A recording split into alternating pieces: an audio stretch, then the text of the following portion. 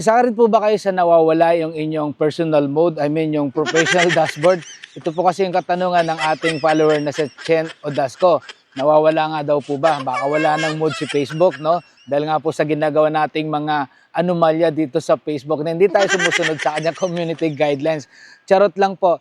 Guys, para po makita nyo yan, kung sakaling wala po sa inyong mismo, no, dyan sa inyong Facebook profile or sa inyong page na professional dashboard, madali lang po yan. I-check nyo po ito.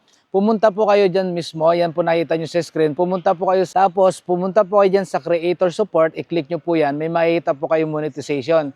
Kapag na-click nyo po yan, ito po yung lalabas dapat.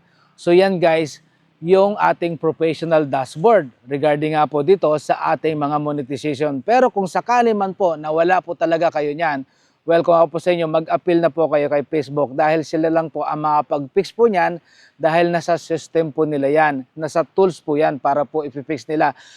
Pero siyempre, i-try nyo pa rin po na i-update po yung inyong Facebook application. Ibig sabihin, i-delete nyo po yung apps nyo at i-redownload nyo po. Apps po yung sinasabi ko, hindi ko po sinasabi na i-delete nyo yung inyong Facebook ha, yung apps lang po kasi kadalasan po, hindi po updated yung ating Facebook apps at yung atin na rin pong handphone. Pero kung yung jowa mo guys ay nawawala at hindi na nagpaparamdam sa'yo, kung ako sa'yo, wag mo nang hanapin pa dahil nandun na yon sa kanya.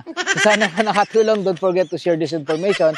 And balik po kayo dito bukas dahil kay Nutnut Palaboy, may natutunan ka na, nakangiti ka pa. Bye!